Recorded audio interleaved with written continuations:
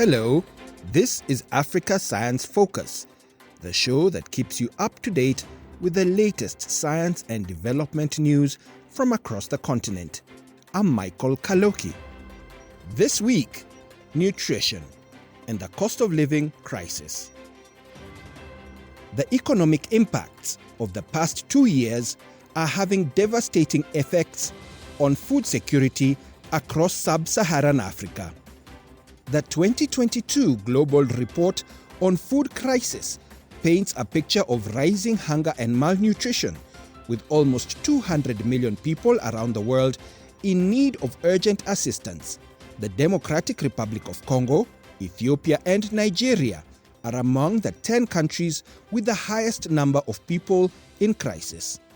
Good nutrition is the bedrock of child survival and development. By stark contrast, inadequate nutrition is a leading cause of child mortality. In fact, nearly half of all deaths of children under 5 are attributable to undernutrition. But around the world, the cascading impacts, as we've heard, of COVID-19, of conflicts, of climate crisis are greatly increasing hunger and acute malnutrition in children. As a result of the pandemic, 100 million more children, 100 million, are living in poverty, and 2/3 of households with children have lost income. The number of children not receiving regular meals has obviously grown. School closures have not only affected learning, they've also impacted children and families who depend on school nutrition programs. Rising food prices have made a very bad situation much worse. We now estimate by the end of 2021, 50 million children were suffering from wasting, the most life-threatening form of malnutrition. We expect this number is now higher. I was recently in Goda last week in Goda, Ethiopia, on the Horn of Africa, where the worst climate-induced emergency in 40 years is threatening the lives of 10 million children, including 1.7 million children who require urgent treatment for severe acute malnutrition. That was Catherine Russell, the head of the United Nations Children's Fund, UNICEF. 1 in every 3 children under 5 in Nigeria are stunted, and UNICEF says that malnutrition is linked to 45% of all deaths of children younger than 5. 7% of younger women in Nigeria are also acutely malnourished. Basic living costs are rising across Africa and around the world. This is putting pressure on households, many of which were already struggling to access a healthy diet. This week, our reporter, Ijeoma Ukazu, met with Joanna Peters, a mother of 2 who runs her own business in Nigeria, to find out how the cost of living crisis is affecting her family. Now, looking at the economic situation of Nigeria and how difficult it is for families these days to achieve the nutritious value of their children. We've had to cut some costs because due to the increase in price of things in the economy, just to ensure our children get the nutrients they need. I remember sometimes like I used to buy fruit, like I made it a regular thing, to give my children fruit. But these days now, when you go to the market, you want to buy something, the price, keeps changing. So most times, by the time you finish buying what you want to buy, you don't even have enough change left to, buy fruit and all. So it has affected the intake of fruit for my kids. So how do you manage now to blend these nutrients? We know children need protein, they need carbohydrate because they are growing, they need all the energy they need. How do you try to blend it? Are there ways you're trying to blend this nutrient for your children? Okay, what I do mostly is I ensure at least they take 1 egg per day. That is protein, at least in a way. Then maybe once in a while, I can just get probably watermelon or something, but it's not like an everyday thing. Because if you check most of our food, it consists mainly of carbohydrates. So, egg is a way of protein, fish and all. So I just infuse those into their food just to balance up a bit. Then probably once in a while, fruit. So what's your take on child malnutrition? Well, I feel an average child in Nigeria is malnourished because most family look of, ways of sustaining themselves. Like they don't even, before they think of maybe other nutrients, let's just eat, let's just survive. That is what most families are after. So I feel most Nigerian kids, are malnourished. It might not be in look now, but in the food they eat, I feel most Nigerian kids are malnourished, personally. Dr. Bamidele Omotola is a nutrition and public health advisor. He tells Ijeoma that there are a range of factors that can contribute to malnutrition. Malnutrition is about the issue of behavior. Behavior underlies how people react. Your behavior determines your culture determines your food. Your culture determines how you react to food. And the level of education, let me not use the word poverty, the access to fund.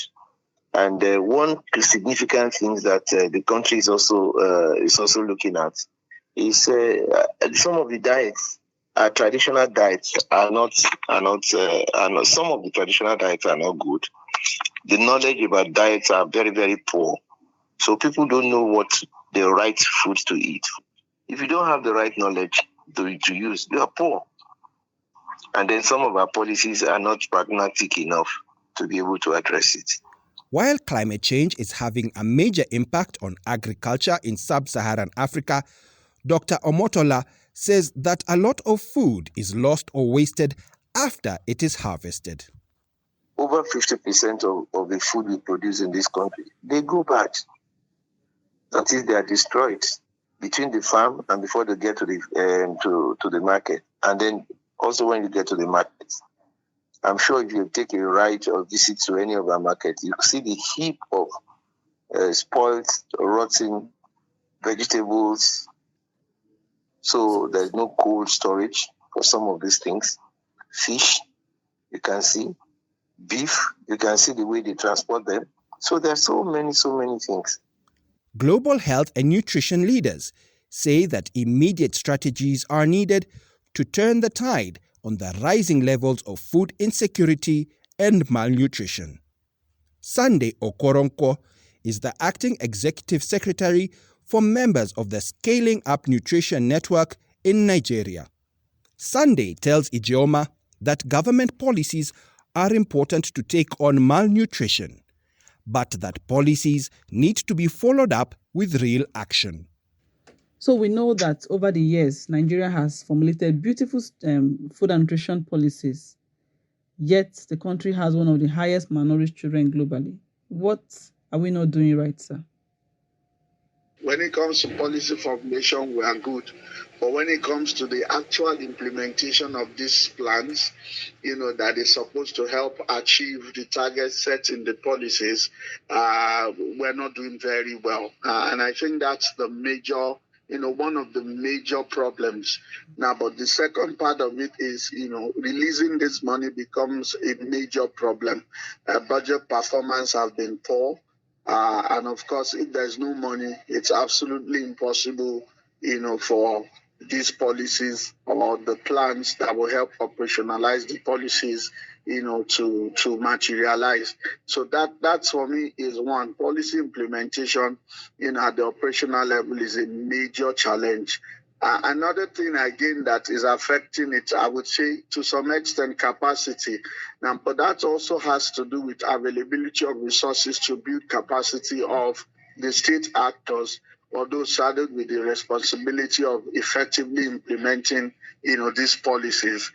That's also a major challenge because if there are not enough hands, enough nutritionists, available to do the work they ought to do, you find out that it becomes a challenge to achieve some of these lofty, goals and targets that are captured in the policies. Are there aspects of these policies that are actually working? Are there any aspect of it? Yeah, there are aspects that are working. Okay. I would say, for example, one of the major challenges, if you look at the malnutrition trend in country from, say, compare 2013 and 2015 and 2018, maybe the last NDHS, you will see that there's a reduction in wasting in Nigeria. Yeah, it's currently at about 6.5% or thereabout. Now, it was over 10% in 2013. Also, during the era of the former Senate Committee on Health, headed by Senator Teji Osho, the former, the one that was in the House of Assembly before, you find out that for the first time, the government allocated about 1.2 billion naira to procure RETF. And of this money, a huge chunk of it was released. RETF was procured, and the Ministry of Health, distributed some of this RETF across the country. Most of the states in country, wasting rate has dropped, but I know we can do better than that. I know that if you look at, compare, the costed plan, what we're supposed to be allocating on an annual basis, compared to what we are currently allocating, releasing, and using for implementation of interventions, you find out that it's still inadequate. Here's Catherine Russell from UNICEF with her organization's recommendations for tackling the global food and nutrition crisis. UNICEF is calling for a number of key actions. First, protect access to nutritious, safe, affordable, and sustainable diets. Food markets should be designated as essential services to keep them functioning and safe for workers and consumers on a crisis. Second, secure investments to improve nutrition across the life of a child, beginning with maternal nutrition, through pregnancy, through early childhood, and the school years. That includes providing caregivers and communities with accurate information on infant feeding. We need to continue to protect breastfeeding and prevent the inappropriate marketing of infant formula. And as schools reopen, we need to expand school-based nutrition programs for all vulnerable children. Third, scale up systems and services for the early detection and treatment of child wasting, the most life-threatening form of malnutrition. At the same time, we should be expanding services for the prevention of malnutrition in children and women. Proven interventions like vitamin A supplementation, deworming, food supplements, and micronutrients, and nutritional support for pregnant women and breastfeeding mothers are among the most cost-effective ways to save lives and safeguard development. Fourth, expand social protection systems to help the most vulnerable families. Providing direct support like cash transfers can help families make ends meet during crises. They also help build resilience for the future. In turn, social protection programs can help families avoid negative coping strategies such as forcing girls into marriage or putting young children to work. Fifth, protect investments in social services. The economic impact of the pandemic continues to constrain and constrict budgets. Cuts in nutrition and food security should be considered as absolute last options. We also need to mobilize additional financing, including from public and private sources. Sixth, to protect children from malnutrition, protect them from the impacts of climate change. Children should be at the center of climate adaptation and mitigation plans, and financing for such inclusive interventions should be available to all countries. Finally, we have to build back better. We need to do more than respond at the height of the food crisis. We need to invest in improving maternal and child nutrition before, during, and after acute crises. Every child, everywhere, has the right to survive and thrive. Well-nourished children are better able to grow, learn, and participate in their communities, their economies, and their societies. They are also more resilient in the face of crisis. It should not take a food crisis to mobilize our energies and resources to support these children. We need to recommit ourselves to picking up the pace of progress and work together to reach every last child. For more stories and information about malnutrition and the work that scientists and communities are doing to make sure everyone has access to healthy food, head to the SciDevNet website at www.scidev.net. And don't forget to subscribe, rate, and leave a review for Africa Science Focus, wherever you listen to your podcasts. Today's show was produced by Harrison Lewis, with editing by Fiona Broom and Ogechi Eke Anyao. Our reporter was Ijeoma Ukazu. I'm Michael Kaloki. Until next week, goodbye. Africa Science Focus is produced by SciDevNet and distributed in association with your local radio station.